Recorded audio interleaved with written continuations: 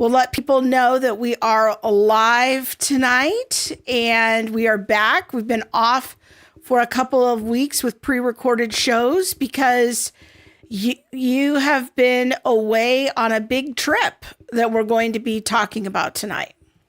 Yes, I can't believe the trip is already done. But for those of you who were not aware, I went back to South Africa for 2 weeks, and it was a very quick trip. It was a whirlwind trip. I felt like it was just go, go, go. But it was the best go, go, go that I have had in a very long time. Yeah, so we're going to do a full field report tonight from Monique's trip to South Africa. We got pictures, we've got a video. We've got a lot of information to update people about with regard to, some developments and things happening at the ministry. So you'll definitely want to stay tuned to the end. I also want to let people know to make sure to subscribe to the weekly newsletter for all the things. It's not something we talk about a whole lot, but if you go to allthethingsshow.com to our website, you will see a way to sign up for the newsletter. In fact, if you just go there and you wait 2 seconds, you'll see a little thing pop up and you can fill in your name and address and your email. And we'll send you, whenever we have a show, we send out a little preview the day before. So you can know if we're having a show, if it's live, and what the topic is and all of that. So go make sure that you are signed up for the newsletter. That is the best way to stay in touch with us as well. So, Yes. so we've been, we recorded some shows before you left and we didn't tell anyone that you were leaving. So people haven't heard from us live in a while, but maybe we should remind people about the Giving Tuesday campaign that we did back in November to help fundraise for this mission trip. And so, first of all, we should probably start off by thanking all the donors who make this show possible and made your trip possible. Yes, thank you so much. Back in November, right before Thanksgiving, we had Giving Tuesday, and one of the things that we were raising funds for was for a trip for me to take back to South Africa. I had been invited by a ministry there called Apologetics South Africa, or Apologetics SA. I'm actually wearing, don't know if you can see it, I am wearing their merch right now. While I was there, they gave me this dress, and if you look on it, it has a woman's face. She's wearing a headdress, and it says Apologetics SA. And so they invited me last year, mid last year, to come and speak at their women's retreat and talk about unity within the body of Christ. And so that is what I did. I was a little on the fence, didn't know if we were going to go, but we wanted to raise money because they're a very small ministry. And so any of the speakers that they have come over actually raise their own funds to go, just like we would do for a regular missions trip. And yeah, and so then we serve them as we're in country. And they've had many of the people that you would probably recognize come and visit them as well. So it was a good time. I can't wait to talk about it. Yeah, it's going to be good. Well, maybe let's start as we're getting into it, because I know you have a big heart for Africa in general, South Africa in particular, but you've also done work previously in Zambia. Zambia. Yeah. Yeah. And I think you visited Botswana. But your heart is just, you love the people of Africa.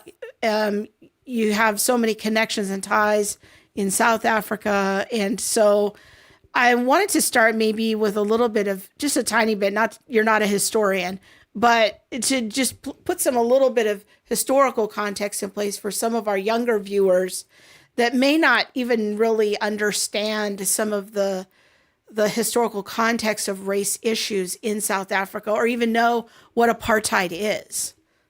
Yeah, so South Africa was plagued by apartheid. It was a system that ran from, I want to say, the end of the 1940s, maybe a little bit before that, through 1994.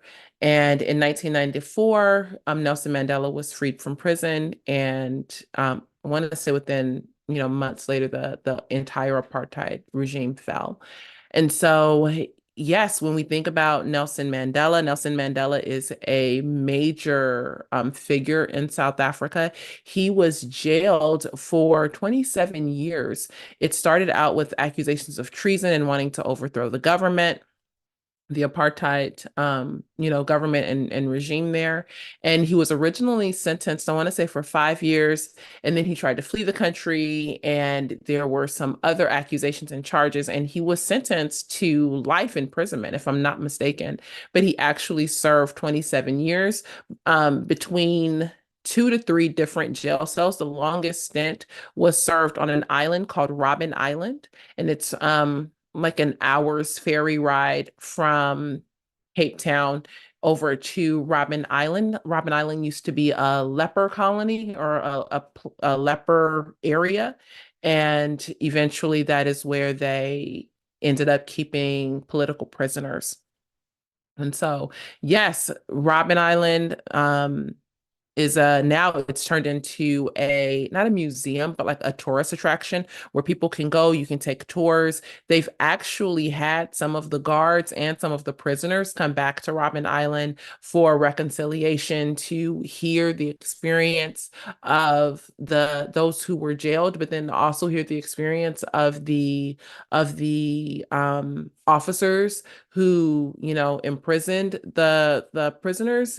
And now when you take tours, you might get a, officer who was actually in charge of the jail, or a warden, or you might get a prisoner who was actually held at Robben Island. I've done the Robben Island tour a number of times and have had different prisoners who were actually in Robben Island. So let me ask you, apartheid was kind of a system of separating the races, and it was a government sponsored system of certain people. If you belong to this ethnicity, you live over here, or you go to these schools. And if you're this ethnicity, you live over here, you go to these schools. So it's kind of it was, maybe for lack of a better analogy, like kind of Jim Crow type laws, but on the national level. Yes, and so it would have been comparable to maybe a Jim Crow, but um also like redlining and things like that. Okay. It was definitely a political structure that was enforced across much of South Africa. It determined where people live. So they had what's known as the Groups Areas Act, I believe it's called, where it distinguished where colored people live, where blacks could live, what places were for whites, how much land a black person could buy. People needed to carry a pass, or a pass book called the pass laws, and it allowed people to go to certain areas. But this book definitely made sure that you were in the right area at the right time. You had to show proof that you belonged in that area if you were black or colored or non-white. And or gosh, what else? It impacted the schools. It Apartheid also relocated people. So it, meant, because of the way the districts were now structured, or districts within provinces were now structured, certain people had to move. And so you get areas like where I worked on the Cape Flats, which is a largely colored area, where, these people were now moved into, places like Lotus River or Grassy Park, or, some of these other highly concentrated colored areas. So it was much more than just, you can't live here. It was about buying land. It was about where people could physically travel. If you were not white, you were not allowed to vote. It was a Okay. lot more than just that. Yeah.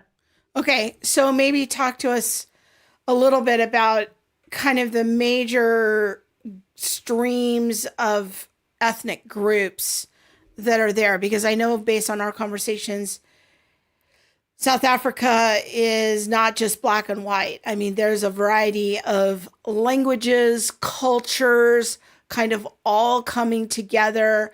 maybe talk to us about what those major streams are. Yes, so there are 11 national languages, and I don't know all of them. I think I probably know five or six. There's English, Afrikaans, Zulu, Xhosa. Xhosa is the primary language that people are familiar with because of the movie Wakanda, where they have the cliques and things like that. Um, English, Afrikaans, Zulu, Xhosa, Sutu, Venda, and the other five I am not as familiar with. Um, but yes, so there are those national languages. But then when you think about people groups, you can think of the Afrikaner people or Afrikaans being your white Afrikaans. You have colored people, which are a mixture of white and then Khoisan. So it would be, white British or Dutch or French mixed with the indigenous people to the land, the Khoisan. And then you have, so white, colored, African. You also have Asian, and I am missing one. There's white, black, Asian, colored, and I can't Is it believe I'm missing Indian? one. Or Indian. Indian? Yes, Yeah. thank you. Yeah. Indian. And so those are the five primary people groups. There are others, but when I think about South Africa, I think of Black African, and within the Black African group, there are other, tribes. It's not just I'm Black African, and so we belong to just one tribe. There are different tribes, and then Indian, Asian, white, and colored.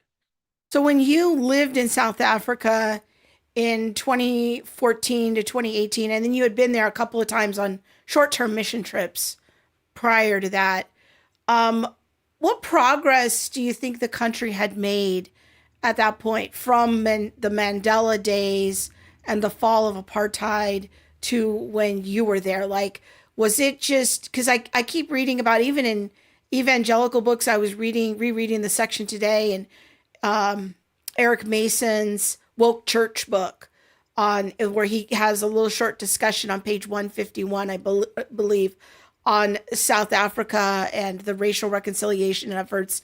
Like, did you see just harmony and lots of kumbaya, and like, what progress had they made since the fall of apartheid in the late 80s, early 90s?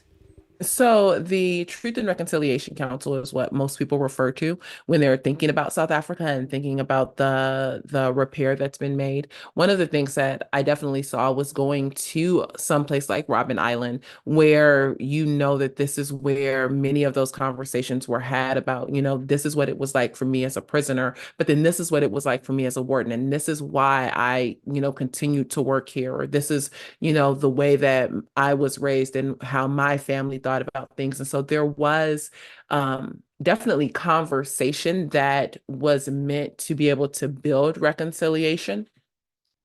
I think one of the things that I also saw post, apartheid was the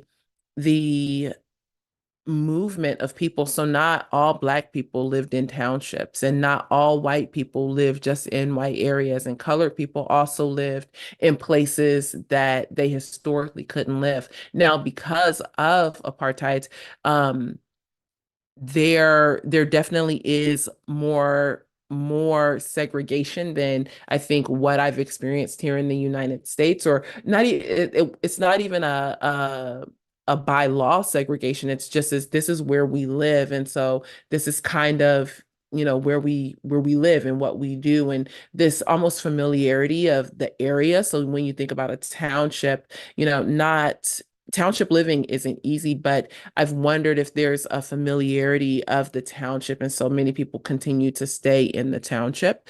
Um, but you also get people who move into, who are Black, who move into other areas. You might move into a colored area, or a white family that's in a colored area, or a colored person that's in a white area. And that would not have been possible under the apartheid regime.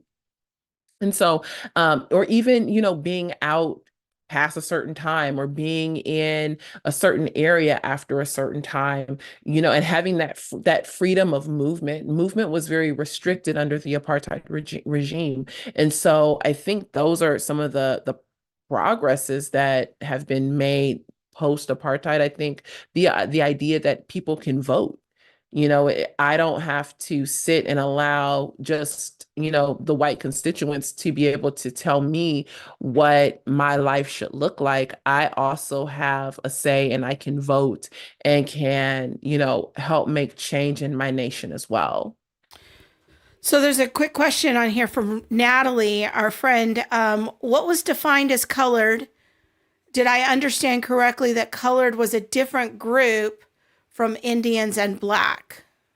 Yes, you did understand correctly.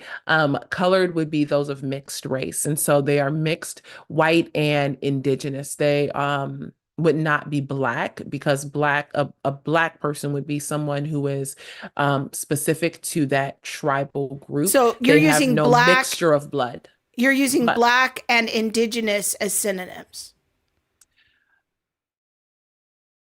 yes, if I'm thinking about synonyms correctly. So a black person, a black African would be someone who has no mixture of blood. And they are The a tribal member. And Usually they they would be belong to. considered native to that area. And so that's what you're calling indigenous. Well, there's another indigenous group called the Khoisan, Okay. and they are an indigenous African group, but it's different facial features than, Different tribe. that's a good question. I should ask my fellow Sorry, I'm friends. trying to No, make you that's a really good parse question. out the ethnicities of South Africa on a live stream. But I all know. right. Yeah. But when you think about a Black African, it is definitely like uh yeah, like a tribal African. But when I think about the Khoisan, I do believe that they would also participate in tribe, but there's a different look. They're usually of lighter skin. Um it's just different. And Okay. so So colored I would though have would to be a mixture of they a would be white mixed race. person with what's called a black person and a No, black, not always. not always. This is what Okay. I'm saying. This is what I'm saying. The Khoisan, the colored group comes from the Khoisan and the mixture of like a white French person, a white Dutch person, Okay. a white English person. That's where the people group of color originated from, Okay. was this mixture of blood. Now you can take someone like Trevor Noah. I believe Trevor Noah is half Swiss and half Xhosa. He is considered colored because he has mixed blood. He is Okay. not truly white nor black, black African in the tribal sense. He is colored. He's of mixed blood, mixed Okay. race. So when you were there, when you were living there in 2014 to 2018, um, did you notice like some progress and migration away from apartheid? But did people still live? Did different groups still live fairly segmented into their own places? Colored people sort of live in this area. Black people live in townships for the most part. Like were people still pretty much self segregating? Yes. Now, I will say toward the end of my time there, what I noticed in the township that I used to work in was that there was a lot of colored people moving into this township. I was completely surprised because when I first started working there in 2010, it was an all Black township. Um, and what I noticed in the area where I lived in Jamestown, there were two to three maybe white families that had moved into Jamestown, maybe one or two. But there were a few that had actually moved into Jamestown.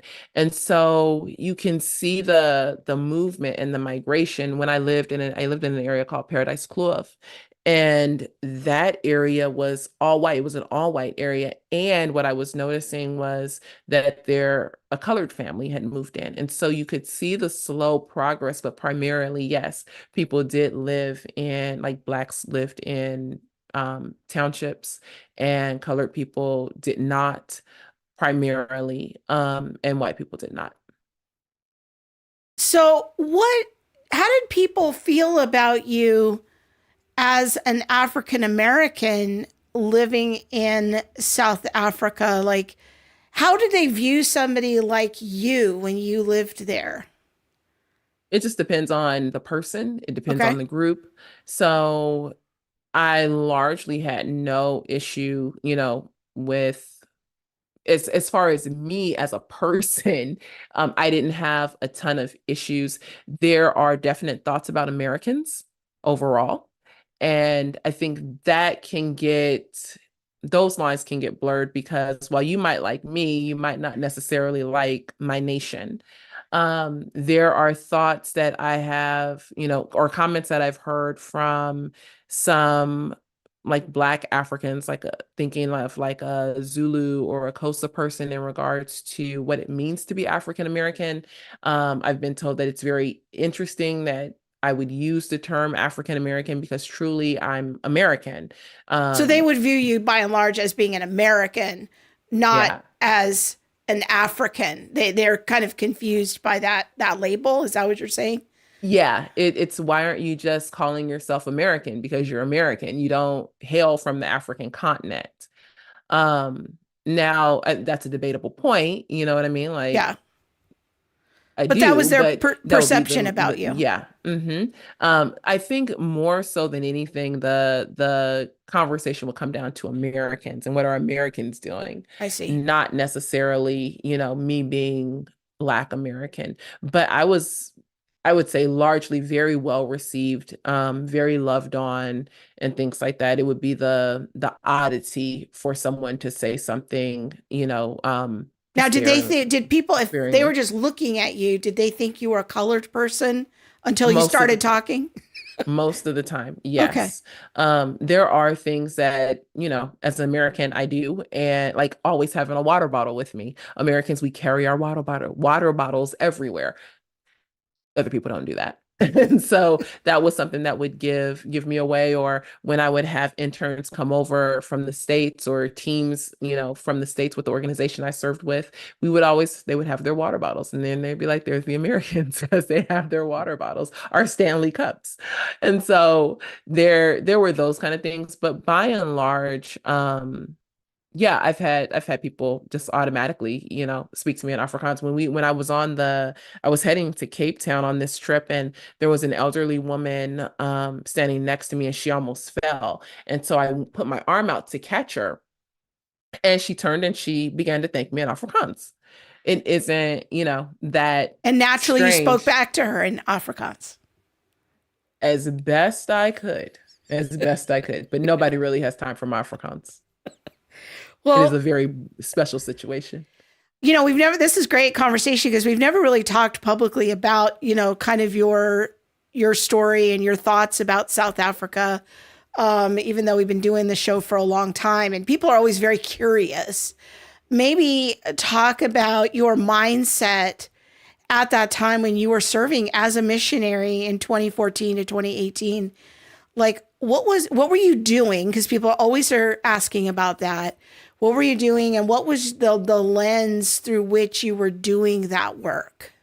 Yeah, so I was initially gonna like teach very beginner dance with just elementary school students or primary school students. So in South Africa, there's no middle school. They only have primary and high school. Primary goes from grade R, which would be kindergarten, straight through to grade 7. You graduate grade 7, and then you do grades 8 through 12 in high school. And so I went to teach dance, and then the principal at the school that I was at heard that I had a background in social service and asked if I wouldn't speak with one of their students who was just experiencing some issues in the classroom.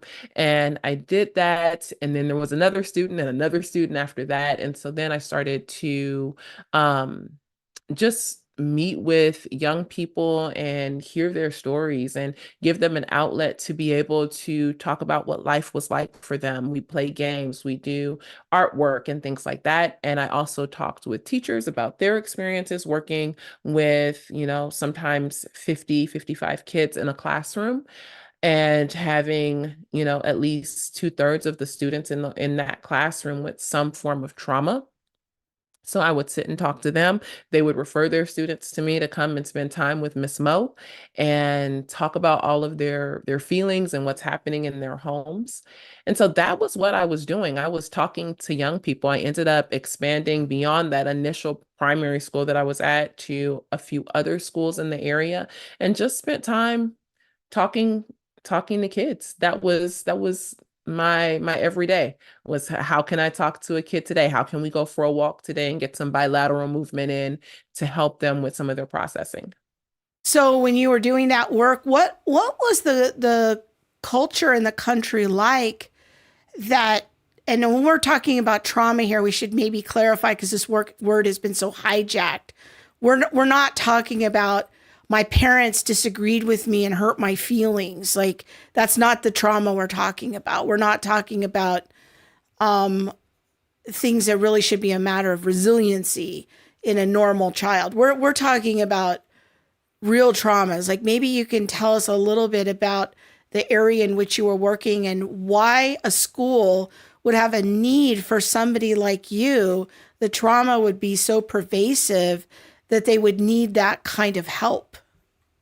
Yeah, so the area that I worked in is a highly violent area, high drug use, high gang violence, high poverty, high crime. And so many of the kids that I worked with had experienced, a death in their family, a death of a parent, had drugs being, sold in and out of their homes. I worked with kids who had been trafficked. I um, worked with children who, one parent had harmed the other severely. The children that I worked with had seen horrific things or had horrific things happen to them. And that is what the need was. Now, South Africa itself, is, I would say, definitely a country that experiences more violence or more violent crimes. It definitely has a higher poverty rate. It has one of the highest unemployment rates in the world, if not the highest. And so because of the issues that were present within the community, or yeah, the community that I was in, having someone for a child to talk to was such a blessing for that child, but also for the teacher, for the school, helping children be able to ground themselves and to come back into their body, so to speak, it was just a benefit.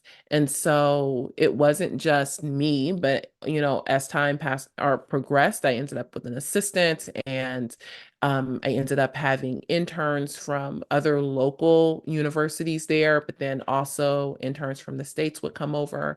And so that's why the situation was needed. I didn't realize that when I moved over. I thought, hey, I'm going to go over for a year. I'm only going over for a year because I really like America and I like, being able to see my family and things like that. I had no idea it would turn into 4 years. So I want to make sure that we circle back to kind of your mindset and your perspective at that time.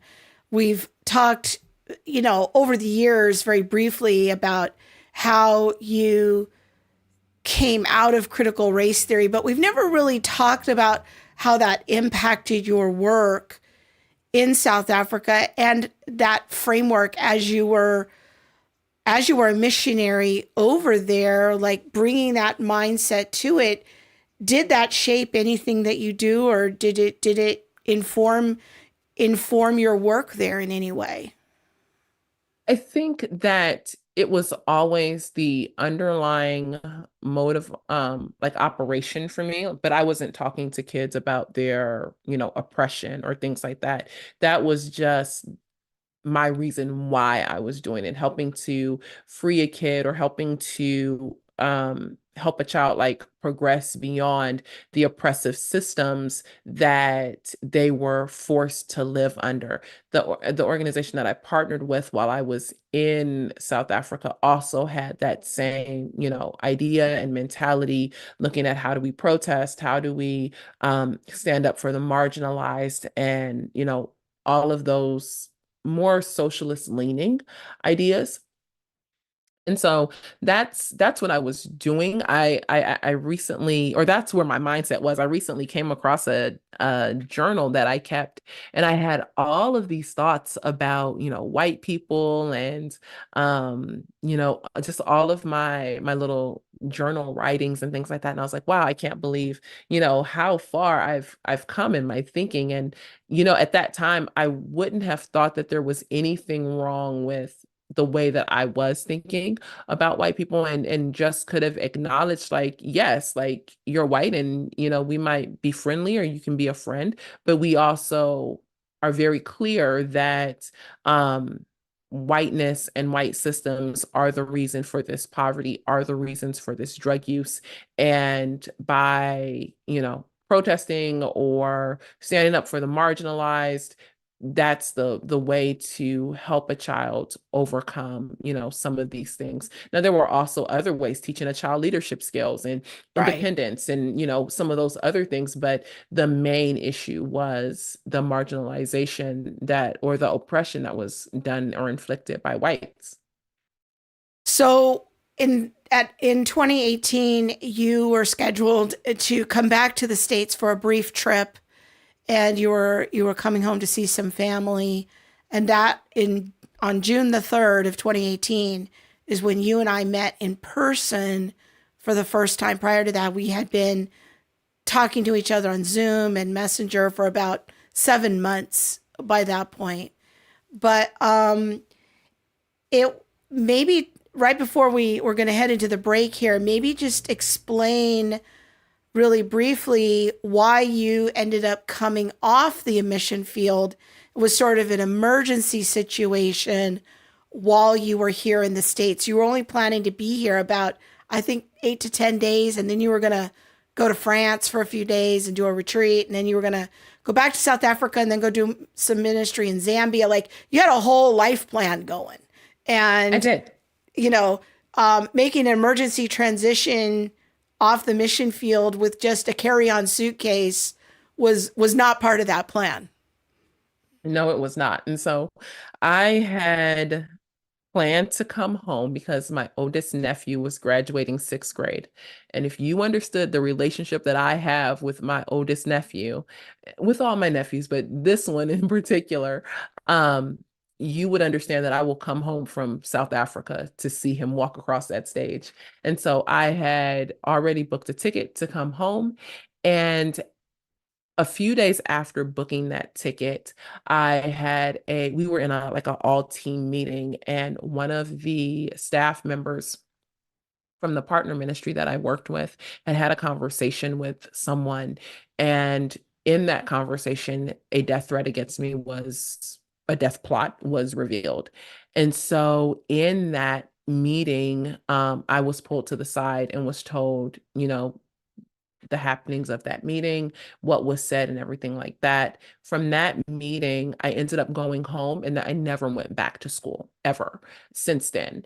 There was a period of 10 days between when I was told and when I would fly out of Cape Town. And so that's what led me home. What led me home was my nephew's graduation. What kept me home was, yes, partly this death threat, but then also when I arrived here, my PTSD became very apparent. It became apparent at your house. It became apparent at my friend Ann's house. And so in navigating, I think a lot of the violence that I saw, some of the violence that I experienced was someone breaking into my home, and then another attempt to break into my home in a whole different, situation. A lot of that just came to the surface. And then I've heard, hundreds, literally hundreds of stories of kids in their trauma and working with kids in their trauma. And so by the time I got back to the States, I was completely hypervigilant. And I think being in the States just allowed me to, take a break for a minute, but it didn't actually look the way that I thought it would look. I thought this time, in the States would be a time to kind of settle and let things in South Africa, settle, and people to get their emotions under control and understand, killing me really isn't the way you want to go. Like, I kind of like life. I'm sure that you like me being alive. but in reality, it didn't shape up that way at all. I Yeah. struggled with my with PTSD. I struggled with sleep. I struggled. I mean, you were there, so we all of that, but it was determined that I was not going to go back to the mission field, and that was the right decision. But in leaving South Africa, yes, I only came home with, a small carry-on luggage. I didn't bring a computer. I was literally going to be in the States for 5 to 6 days, and then I was going to Paris for a mission retreat. And then I was going to head back to South Africa, exchange out clothes, and like 2 days later, I was heading up to Zambia to do some work in one of the villages there that we were associated with. And so that was it. I had sundresses and a hat and sandals, and I I was cute. remember. Yes, yes, yes. I was not prepared to be home. You were prepared to And go to the beach, and that was I about was. it. I was prepared for sundresses and Yeah. being cute and things like that. I was definitely not prepared for staying here, Yeah. Leaving your forever. But entire apartment and your car and everything behind yeah, suddenly. And people have to understand that you were like literally hiding in your apartment for about 8 days after between the time of hearing about the death threat to when you were actually your plane ticket was taking you out of Cape Town. And so you were hiding in your apartment, hoping that no one would come break into your apartment again.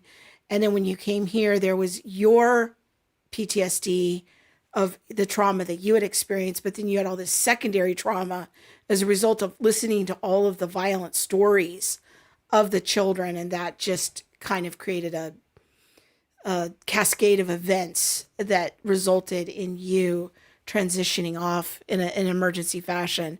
So that kind of brings us up in the story. When we come back, we'll talk about you going back to South Africa. Did people want to come for you? How did you handle the death threat? How did you go back? And talk about the ministry and the future. So yeah. sit tight. And we're talking about Monique's story for the very first time in public of her journey to and back to South Africa. So we'll see you right back here in 90 seconds. Unshaken 2024 is coming. Join three of the most influential voices in cultural apologetics, Natasha Crane, Frank Turek, and Elisa Childers, as they equip Christians to live for Jesus in a world increasingly at odds with biblical Christianity. At Unshaken, you will join hundreds of others who are seeking to navigate the intersection of societal pressure and biblical truth, covering topics such as deconstruction, social justice, sexuality, and many more. Unshaken will teach you what the Bible has already said about the social issues we face today and equip you to stand firm in God's truth. The Unshaken Conference will be visiting Pittsburgh, Pennsylvania, Buffalo, New York, and Austin, Texas in 2024. For details and tickets, visit unshakenconference.com and use code FRIEND20 to get 20% off your ticket price. Join us this year for an experience that will embolden and encourage your faith. That's code FRIEND20 at unshakenconference.com. We'll see you there. And Lord willing, we will see you there. We will be having a table at all of the Unshaken shows. You were in Africa for the Detroit show, but Emily and I were there. I took my daughter, Emily, and she helped me with the table. And our friend Alexa Kramer helped as a volunteer as well at the table. But we will see you in Pittsburgh in May. So come find us there. We're not speaking, but we will be tabling and would love to hang out with you. So go check out the Unshaken tour. Yes. Okay, so that catches up to last year, as you said at the top of the show. The people from Apologetics South Africa reached out to you about coming back. Now, they weren't aware of all of your backstory. They had no idea of all of the drama and that. So it was a little bit of a journey for you to get to yes, precisely because of some of the things we've been talking about. But what was it in your heart that said, yes, I want to overcome all of my struggles with PTSD, and I want to potentially be discovered by people who wanted to kill me. I am ready to go to South Africa because I love the people so much. Well, It was a long conversation. I was very nervous. Um, I had done a talk in Cape Town virtually in late 2020, early 21. I had had another invitation from a completely different group, I want to say in 21 or 22. But I wasn't ready. I didn't think that it would be a successful trip. I didn't know that, as far as my mental health went, that I would be able to actually be present and to actually do the work that was needed in country while I was there. And so when Apologetics South Africa approached me at the like mid 23, um, it was something that I could really consider because I felt like I was just at a different place. I felt like, hey, it's been 5 years and my mental health is, not where it was before. I traveled by myself now. In the beginning, people don't realize, but I didn't travel alone. You traveled with me everywhere that I went. And so, And again, um, that was I, because of recovering from mhm, very significant PTSD. I mean, um, in the beginning, the prognosis was not good for recovery. yeah, So the fact that yeah, Monique travels all over now by herself, in my opinion, I would say in some doctors' opinions that we consulted with early on, is a miracle it that is. she is doing that you're doing the amount of work that you're doing. Sorry, Krista, I want to quickly address Susie's question. She says, that's so scary. Was it because you are American or Christian? And she says, okay, sorry to pry. You're not prying. It's fine. I will not go into much detail out of respect for the person who initially made the threat because she was underage at the time. Um, Let me see the best way I can say this is I that already wrote on there that I'm not sure we can say publicly. So if you don't want no, to no, say no, no, no. publicly, It's fine. okay. And All right. I can say some things. Okay. Um, I was a mandated reporter, and just like being a mandated reporter in the States, it comes with its own level of Risk. danger. Yeah, risk. And so because I was a mandated reporter, there was just risk that came along with that. And I fell into the middle of that risk. And so that is why there was a threat. It wasn't because I was an American. We do think that, someone trying to break in my house was because I was an American. I don't think anything was due to me, being a Christian or anything like that. And so I was saying that in looking at, how long I had been away from the country and things like that, I was like, maybe it'll be okay. I think more than anything, it was the journal that I found where I was reading some of my thoughts about people and how my thoughts had changed Mm. and how, even the work that I did from the place that I did it, it was so different, when I was reading the journal then. And so I was like, you know what, maybe there's a way that I can go back into country and actually speak truth, actually speak the reality of the unity that we have as believers, as brothers and sisters, and really, just have that conversation, but also warn people about the critical social theories and let people know what's coming, what's being pumped from America, and the United Nations onto the African continent so that many Christians are aware. And so that was really my driving force behind wanting to go, was to really speak truth from as I have read the scriptures and thought about unity and thought about what it means to be a human person and all of that. How do I speak truth into, a country where I once had such very different worldviews? That's good. And I think in a way for you, based on our conversations, it was a way of kind of offering a form of repair of like, hey, when I was there before, um, I was participating in the very framework that now I speak out against. I can go back. Now, you weren't going back to those same people or those same contexts. You were in other different contexts in different parts of the country, but just kind of symbolically going back to South Africa with a different message, a message of true gospel, hope and unity through the gospel. Yeah, I initially started out in Johannesburg and Pretoria, which is on the eastern side of the country, and eventually made my way through to Cape Town. I did not go to the same area where I worked, but I definitely had to pass by within, 10 miles or so. And it was definitely unsettling. I am grateful because Apologetics South Africa, when I was in Cape Town, provided me with a bodyguard.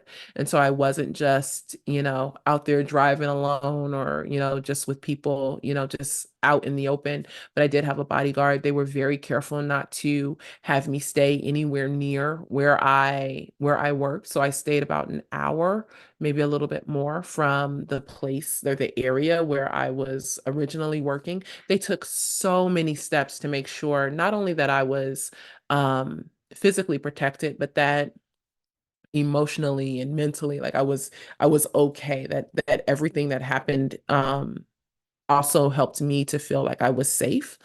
Um, Because you were and nervous. yeah, I oh, I mean, was very you were nervous. nervous to go back. And even though the good people at Apologetics South Africa were like, hey, we're going to have this bodyguard, we're going to take precautions. And you were fairly transparent with them of like, hey, here's the things I've been through. Leading up to we were putting on a public face of like, yeah, this is going to be great. And we're doing this fundraiser and blah, blah, blah. But behind the scenes, it was mid-January. You hadn't bought your tickets yet. And I think that's the hard part. It's because in my heart, I really felt like this was something that I was supposed to do. Like I had prayed about it. I didn't have any reservation that I should not go. But there's also the dynamic of fear. And I think fear is a very natural thing that people Sure. experience. And so I was also dealing with that. And I remember coming up even to the day before where I had such heightened fear that I was like, I don't know that I can actually go through with it. But on the, same hand, I did not think that I was supposed to stay home. I knew that I was supposed to go, whether the worst happened, um, and someone caught me, and I got caught up out there or not, I was supposed to go. And so at that point, it was like, how are you going to push through the fear? And so I called on friends and was like, hey, I need you guys to pray for me. The church, you were there when the church prayed for me before I left. It was very much a thing of I know that this is what I'm supposed to do. And I am scared as all get out, but I'm still going to have to do it because this is what I believe the Lord is calling me to. I But in order had, to get there, there was a mindset of like, I'm prepared to die, even though yes. that's probably realistically like way out there in terms of the possibilities of it happening for you No, because, but no, it's not. It's not way out there. okay, I mean, when a threat is issued in South Africa, especially from the area that threat is issued, it's not way out there to think about um that threat actually taking place. And so, and I've seen it while I lived in country. It they'll This kill you person at the got knocked airport. off. They'll kill you at And the TSA. and that's what I saw before I left. Yeah. Someone was shot while trying to go through TSA. Someone else was shot miles away from where the initial threat was made, all the way up in an area by where I lived. But they traced that person and they found him, and the assignment was handled. It's not um uncommon. I know people personally who, thankfully, she had bulletproof glass on her car, but was attacked in her car and with a brick, and they tried to bash her window in and things like that. And so I've seen, what a threat can mean and what a threat can do. And so no, it's not very far-fetched if the right person knew and the right person still, wanted And you had done to attack me. a radio interview before you left. And you thought, well, if somebody hears this radio interview that's going nationally, they recognize my name. The threats, there was a lot happening for you emotionally of what's going to go when I go there. Now, you spoke at a women's conference on the Johannesburg side. We've got a few pictures of that. Bob's going to show them here on the screen. So it looks like these are maybe some of the ladies worshiping or something. And Yes. there's another one of some of the people. So looks like a Q&A time here. And in the background there is one of your organizers is Suzette. She's there on the left of the She's screen. the blonde woman on the far left of the Yeah. screen, all the way at In the the second back. woman. Mhm. Yeah. And she was And the one she who, was such a godsend. yeah, Just such she a, drove you around the whole time and all of that. made sure that everything was taken care of. She's like had everything logistically taken care of. She was just so attentive and really helped my time there go well for me, especially emotionally. Yeah. Um, when I wasn't sure how I was gonna respond in country. And she was just so, yeah, just Yeah. such a little a ray of sunshine and a breath of fresh air. I'm so grateful for her. Out of all the people that could have hosted me, I stayed in her house. I got to know her family and her kids. She traveled with me to Cape Town. Out of all the people that I could have potentially stayed with while I was in South Africa, I am so glad that it was Suzette. It was a real provision for you. It Now, was. here's a picture of you speaking. And then we've got The another million one here. faces that I make. All your faces. This one's a lovely shot. The photographer did such a nice job. So that was kind of a big event right when you got there. So Friday, Saturday kind of a thing. You did a lot of talks about unity. And that brings me kind of to a question that our first friend Chris Gangstead asked on YouTube. He wanted to know, like, how are the Christian churches doing in pushing back against racial inequities and what is the state of the church there when it comes to the conversation about race? So there are several issues. I think gosh, I'm trying to figure out where to start with this. I think that many churches can be stuck in their ways. And so one of the things I learned, I actually 4 years of living there did not know this, that there are actually like white townships as well. When I think of a township, I always usually think of Black areas, but that there are actually these all white areas where it would not be safe today for someone who is not white to go in. And they have these churches there, and these churches are, run by mainstream denominations. And the denomination is well aware that if Would someone you who qualify it as being race exclusive? Is that what you're saying? race exclusive and racist, yes. Yeah. Okay. And I so was trying to make sure that that's what you were saying and I was understanding correctly. yeah, that there is this idea that if you're not white, you shouldn't be in this area, and you can, be harmed for going in this area. But that also includes the church community.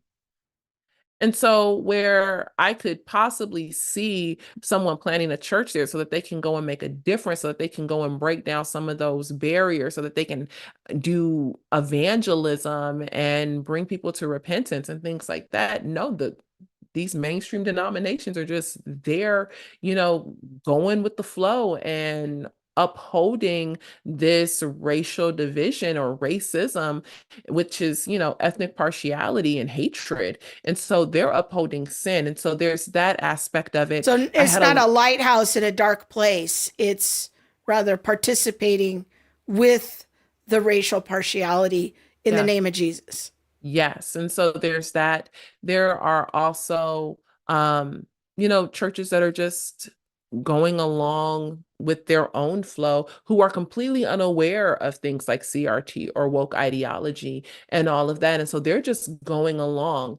I had, I, I've had a couple of conversations with pastors who are asking the question, what can the church do? that is not the socialist lane that the government wants to enforce, or that, the university thinkers want to enforce. I wonder if many of the churches feel like this is such a huge problem that they don't know where to begin to tackle some of it. However, I did have a meeting with a pastor and his wife, and they actually have a very multi-ethnic church. They have two locations in the Pretoria area, and their churches are very, very multi-ethnic. And when I asked them, well, what do you do, to make sure that your leadership is multi-ethnic? Like, are you just going out and plucking off leaders who are of different skin color than you to make sure that you have this diverse leadership? And his answer was no. His answer was, I look for the qualifications of an elder. And in looking for the qualifications of an elder and discipling people, people just naturally arise to the surface from all different backgrounds, socioeconomic statuses, skin colors, and all of that. So yeah, I'm just now beginning to touch the surface on what many churches are doing there. I had probably 3 to 4 conversations with pastors where it seems like they're still struggling to figure out, like, how do we address such gross inequities within our country? Do you feel like they have a Yeah. robust enough theology, at least to get them started with like the basics of, unity in Christ and partiality, and like, or are they kind of a little bit more behind us, and they're kind of more even beginner stages of that understanding? I think some do. I Okay. think some have a robust understanding of the scriptures and ethnic partiality and what does it mean to be brothers and sisters in Christ. I think part of the problem, though, was actually discipling the people who, for many, have grown up under an apartheid regime, and Okay. or have parents who have grown up under this, and there's still bitterness or confusion or a desire to just, you be you, and that's how you've always been, and I'm just going to be over here and do me and be me with my people, instead of calling people to actually come up to a higher standard of true unity where, those things no longer separate us as believers. When, we repent and we come into to Christ's family, we are now brothers and sisters. How do we participate from that position? The other thing too that is interesting is the idea of apologetics in South Africa. This is, I'm Yeah, going to say, I want to get into that because you had some events at universities with our friends at Ratio Christi. In fact, Bob's got a couple of pictures for those. Oh yeah, and there was a gift bag at the women's conference. They include the reconciled. So I just want to say thank you to our donors who gave a couple of Giving Tuesdays ago so that we could purchase physical copies of Reconciled that we have here at the house. Monique took a whole box of them over there to gift to our friends at Apologetics South Africa, and they gave a number of them out at the women's conference. So thank you to all of our donors who gave for that campaign. Okay, now let's go to, here's another picture with some of the ladies from the conference. Now these are all, I think you said that these are all colored women. those are colored women. The conference was very multi-ethnic or Okay, cultural. And so there were colored women, there were white women, there was a black woman there. It was, that's great. yeah, it was good. It was. So, all right, let's go to the next one. Now, this is a shot of one of your university events. You were speaking at a Ratio Christi chapter.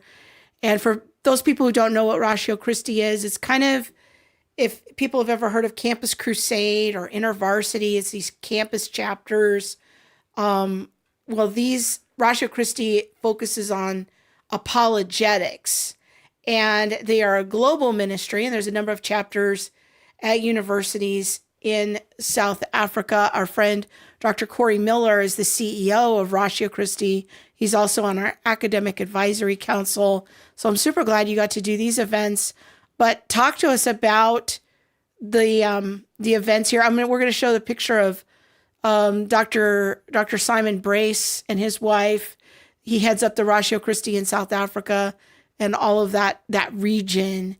So talk to us about these university events. You haven't done really secular university style events before. No, I haven't. It was very interesting. But I spoke at 4 different Ratio Christi chapters. So Ratio Christi, as Krista mentioned, are dialogue opportunities and ministry opportunities at primarily secular universities. I don't know if they have any at Christian university. No, Biola had one. But I spoke at the Ratio Christi chapter for Johannesburg, Potch, the University of Cape Town, and the University of Stellenbosch. And in these meetings, anyone is able to come. And whether you are a believer, atheist, agnostic, doesn't really matter. You can come. Socialist. You can come and hear the speaker, and then you can have dialogue. You can ask your questions. You can debate, whatever. And so I did 4 of those while I was there. The one that it was on the screen was from the University of Cape Town. And it was just a time of sharing, about our unity in Christ and why I believe that the scriptures offer us a better hope for ethnic unity than socialism or critical theory ever can. And there was some pushback at this event, but that was okay. I think the foundation for us as believers is always going to lead us to a better hope. And so as I was going back and forth, especially with one gentleman, as I would put out an answer, eventually he got to the point of being like, well, I guess I'll let somebody else go. Because there really wasn't another answer to be put forward. If I'm quoting your people to you, like how do you're now in an argument with your own people. I'm not at this point even quoting the scripture. We're just talking about the problems within the framework of your own, within like socialist people or critical theory people, critical race theory people, and looking just at almost like a natural law position of how do you really make this work? How do you make this make sense? I thought it was very interesting that there were, especially at this UCT event, there were many Black and colored students who pushed back against white people who are wanting to promote a more socialist or critical theory framework. So in that context, the white participants were more pushing the critical theory side, and the Black and colored students were like, no, yeah, we don't want to go down this path. And Jenny is asking a question on YouTube. Did you see any similarities in attitudes between there and here? So maybe talk a little bit about that. Yeah, I think much of the conversation on critical race theory is imported directly from America into a university like the University of Cape Town, or because so many people desire, or especially young people, I don't want to say to be like Americans, but a lot of that thought, a lot of the critical theory, ways of thinking do get adopted by young people there. And so the conversation sounds pretty much the exact same conversation of the marginalized, standing for all the people, standing for the queer, standing for, the entire, all the critical social theory frameworks, feminist theory, how do we stand for women? And, what does this mean to stand for the disabled? And, it all gets clumped into this one bucket of marginalized and oppressed, whether they are biblically defined as marginalized and oppressed or not. And Now, so it felt like being back in the States in some of these conversations. But this really is, and this is an opinion, and I'm not saying Monique shares this opinion with me, but to me, when I hear this sort of thing, it just feels like so cringy, because it's like a new form of colonization.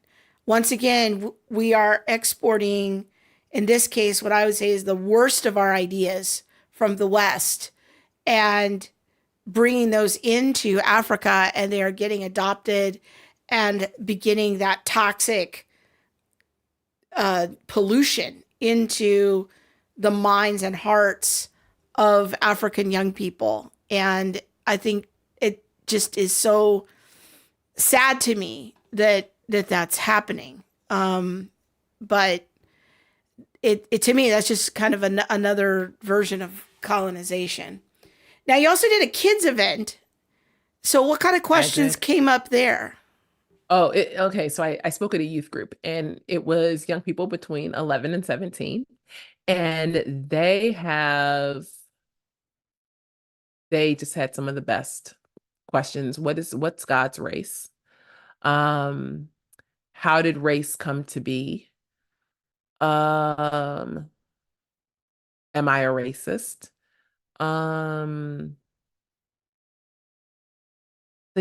trying to think of all the questions that they asked. I had one person who caught me after, who just told me about her experience with being white and having an interaction with someone who, even though I'm sure they didn't know, she's like 13, 14 years old, her and her friends weren't aware that they were being impacted by critical race theory.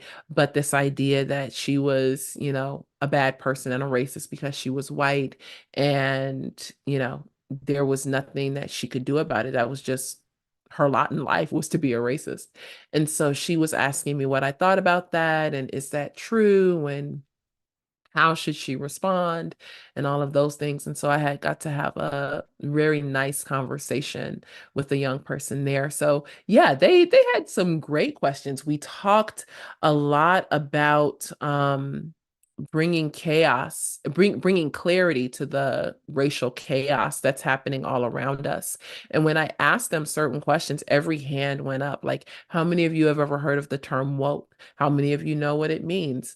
Have you ever seen, someone say that you need to be standing for all Black people? And if you don't stand for all Black people, what does that mean? Well, it means that I don't like Black people, or it means that I'm a racist, or if I don't post a Black square, then I should be, I'm considered that over there. So yeah, it was a lot of the same conversations, but they did have really good questions. I've never been asked, what is God's race? Now, when they asked, "Am I racist?"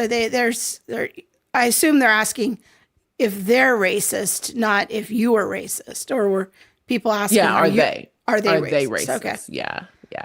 So let's talk a little bit about apologetics, and then we'll round it out here. We're running out of time, but I do want to give you a few minutes to talk about some of your personal things that you enjoy about South Africa. But I do want to talk about apologetics and the work that Apologetics South Africa is doing there. Is apologetics on the rise?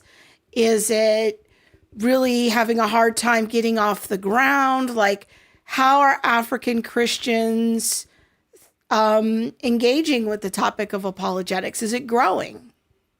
Yeah, so I can't speak for the entire country, but what I can say is that organizations like Apologetics South Africa and Ratio Christi are really doing a good work to bring apologetics to the country.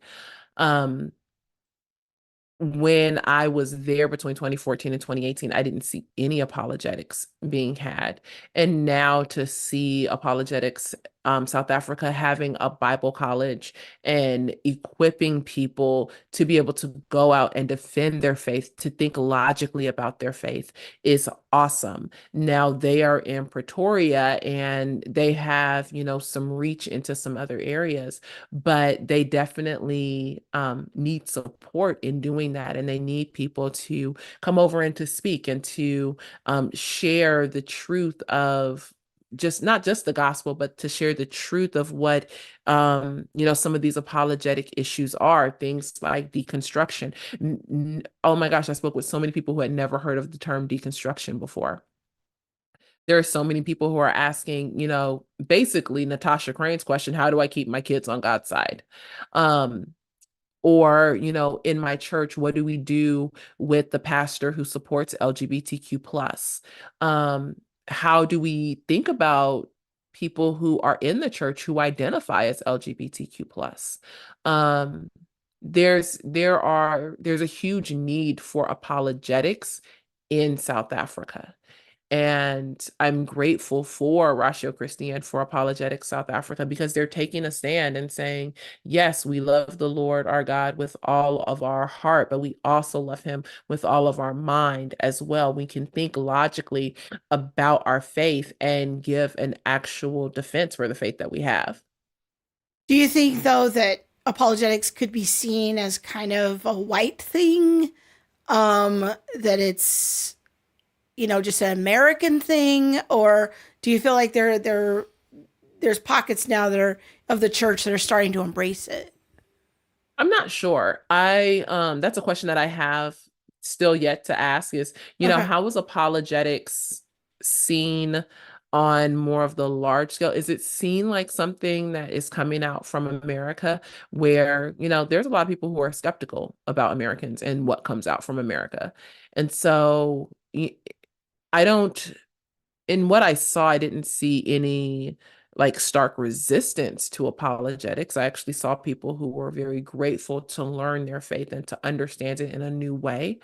Um, but I don't know if maybe they might say in country that it's a slow road because people just aren't familiar with apologetics, or maybe they don't see it necessary. So I'm even still doing more digging and having more conversations in that regard. Okay.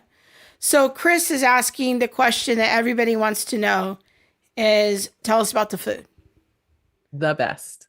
Oh my gosh. So So that's one of your in favorite things about South Africa is the food. You've mentioned before on the show that you're very gluten sensitive, and that sort of a thing. But a funny thing happens when you go to South Africa when it comes to gluten. I can eat anything there. It doesn't matter. I can eat bread. It I am not impacted the way I am with food here. And so I ate everything. A lot of lamb, a lot of meat. I think we had ostrich there. You had cinnamon I rolls. I did. I had, yes. But there I didn't have any kudu or springbok, which is kind of a deer kind of meat. Now we have a Um, picture here of a carrot, and Yes. So they're carrots and avocados and things like that, they grow so much bigger than what they do so you're here. showing us a picture of a carrot that's bigger than the neck of a wine bottle by maybe double. That's a very large carrot, unless it's an optical illusion with the camera. No, so that's actually one of the small carrots. I was peeling carrots and I was like, people just do not believe how big things get here. Like the avocados that we get out here in California, that's the side of the seed in an African avocado. Wow. But that carrot was bigger in width than the neck of the wine bottle and almost as long as the wine bottle itself. It was, yeah, there is something about the soil in South Africa, or in Africa, that just grows things to ginormous proportions. And the food supply just seems to be so much more pure there. I mean, because you struggle with food sickness all the time. People don't know. It's just you're very sensitive and you often have digestive problems. But when you go there, it's not like that. And so it just really kind of raises some questions about our food supply, but we'll table that for now. Now Yeah. I know that you did a lot of speaking. You spoke almost every day. This was not a vacation. You did multiple radio and podcast interviews. You were doing a lot. It was exhausting. You took, like, I think 2 days of the trip to see some old friends, some people that you knew when you were there before, when you were a missionary. So we've got a couple of pictures. Um, here, tell us who these special people are. So that is my friend Lee and her husband Hensel. And Lee was like my closest friend in South Africa. We were just two peas in a pod. We were thick as thieves. We did everything together. Um, and it was really good to be back with them. I did not get to see everyone that I wanted to see. The time went so quick. The dates of my trip actually changed. And so we pushed the trip out maybe 2 to 3 weeks, like further. So I was supposed to leave in the middle of February and I didn't leave until the end of February.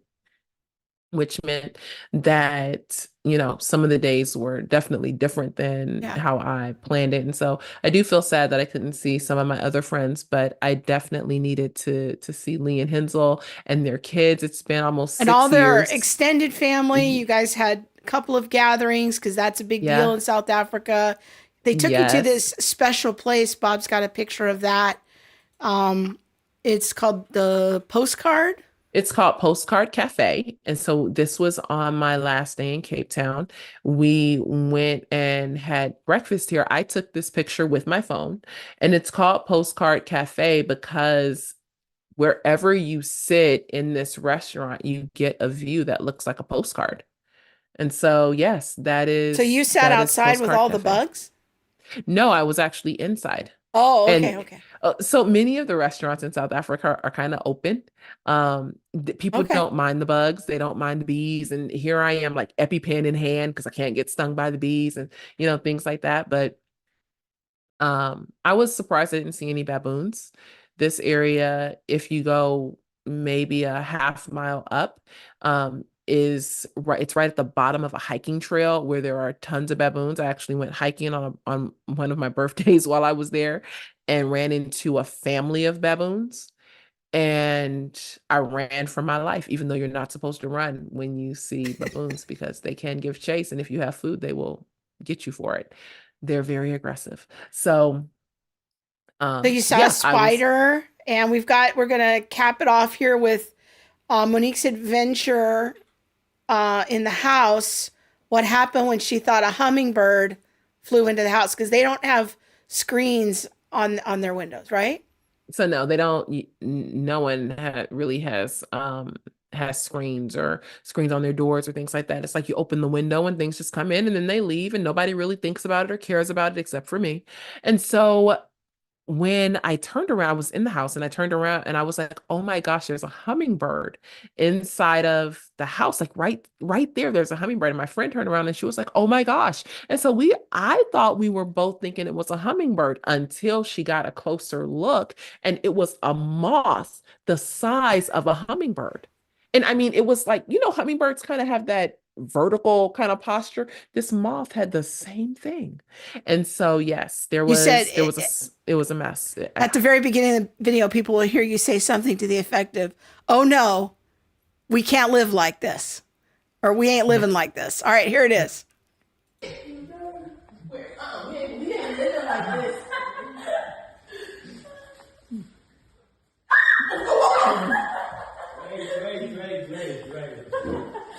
So you tried to kill it with a bag. You're swinging a bag. Because I couldn't touch it with my hands.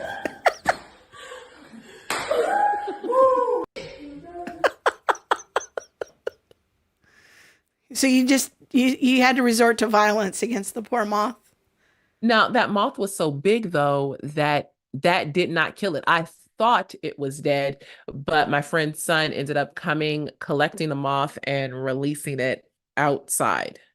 And I was just grateful. I was grateful that it didn't end up in my room. I am grateful that it didn't accidentally touch me. Because yeah, I would have had to end my trip early because You would have had to fly back. yeah, I could not. I could have flown back on the back of that moth. It was so big. I could not. I want to get to Jenny's question. So in response to Chris's question, I feel like all of South Africa depends on like it. South African food is just good. It's not like one group makes the best food. The food is just good. There's like different kind of what we would call beef jerky, they call biltong, and there's different types of desserts, and it's just all so good. But no, not just one group. Jenny asked, did you find people were relieved when they heard your message? Monique, so glad you got to go. Yes, when people actually heard especially I feel like the idea that, we really are only one human race, and that if you're white, you don't have to wear this guilt. Um, that if you participated in racism and you intentionally, held these racist ideas and views, that if you repent, you are forgiven, and you are too a part of the household and family of God. I think that there were many people who were relieved. And I also think that there were many Black and colored people who were relieved, and felt that there was support even in the way that they are seeing things, in not wanting the critical theory. So yes. All Krista, were right. you going to ask me another question? No, I just want to kind of leave it, first of all, with a thank you to our donors once again who gave toward the campaign so that Monique could go, and maybe talk to them Yes. about, will you ever go back? Have you broken the ice now and kind of overcome the PTSD? How did that go, and will you go back? So there is conversation about, what would it look like for me to come back, for me to do more work in country around the idea of critical theory or critical race theory and unity in the body of Christ and things like that. So there are conversations happening. I would definitely go back. I definitely feel more comfortable and more confident in knowing that this is something that I can do. Um, and also just more comfortable and confident in the fact that every day that is assigned for my life is assigned and issued by God, and I can trust him. And I know that, yeah, that he's going to be with me and go before me, and nothing is going to happen that is not already, um, nothing's going to happen that he's not aware of. Yeah. I like And how what it so, says in yeah, Psalm 139. It says that all of our days are written in God's books. yeah, And that's something we can rest in. I think, as we move forward, I think it's just a wonderful testimony to how far the ministry has come, that we can begin to minister globally now more, and maybe this will open up some other opportunities in other countries that are struggling with different ethnic issues, because as you and I have said all along, the problems of race and ethnicity and partiality are not a uniquely American problem. not at It all. it is a human problem. Now it might show up differently in different contexts and different cultures, but sin is the problem, is the root problem, and partiality is a particular type of sin, but it is not a special sin. It is not the worst sin. It is not an unforgivable sin, and God's solutions are adequate no matter where we live. And so hopefully people were encouraged by your report tonight. And yeah, just thanks to all our donors for making it possible. When you guys give, we want to let you know how your money's being used. It makes podcasts like this possible. It Yeah. makes the reconciled curriculum possible that we can give away. It makes it possible for us to sow into the lives of others and even the missionaries there in South Africa. We want to do what we can to continue to spread the message and the hope of the gospel. So, any last words there, Monique? No, just a big thank you so much for standing with us as we continue to equip the body of Christ to be able to have conversations on race, justice, and unity. And we continue to, stand for truth in regards to the critical social theories. Yeah, thank you for your support. Thank you for your prayers. We could not do this without you. And so, yeah, I will keep you guys posted on any upcoming trips. I definitely feel better about going. Look at the Lord. Won't he do it? Won't he do it? All right, my friend. We will be back next week with another live show. Monique will be in studio with me. We're going to be talking to our friend, Dr. Jay Richards, about the World Economic Forum. It was rescheduled from last month. And we are going to be doing a deep dive into globalism and all of that crazy agenda. And so you will not want to miss that discussion with Dr. Jay Richards. Also, make sure you are subscribed to the new Off Code YouTube channel where you can follow the adventures of Monique and Kevin. I was so surprised on the road, Monique, how many people who watch this show have no awareness of off code. So that tells me we're not doing enough to promote the Really? show on here. And maybe just tell people really quick, like 30 seconds, of what off code is and what you and Kevin are trying to do with that podcast. Yeah, so Off Code is a podcast directed toward the Black community, looking at issues that are usually blamed on whiteness and looking at how, if we're blaming everything on whiteness, then what truly is the responsibility of the Black person within the community?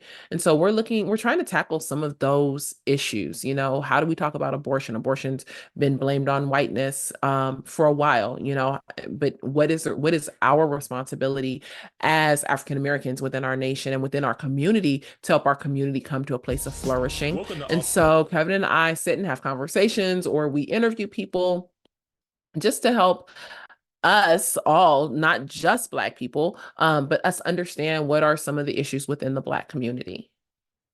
Yes, and it's not just a podcast for Black people.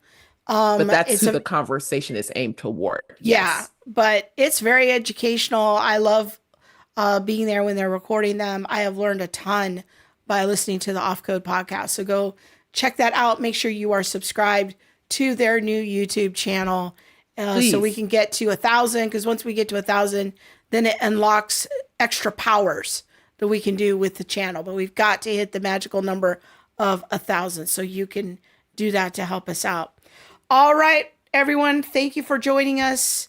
We will see you next week. Again, live show next week on the World Economic Forum with Dr. Jay Richards from the Heritage Foundation. We'll see you then. God bless. Thanks. Bye.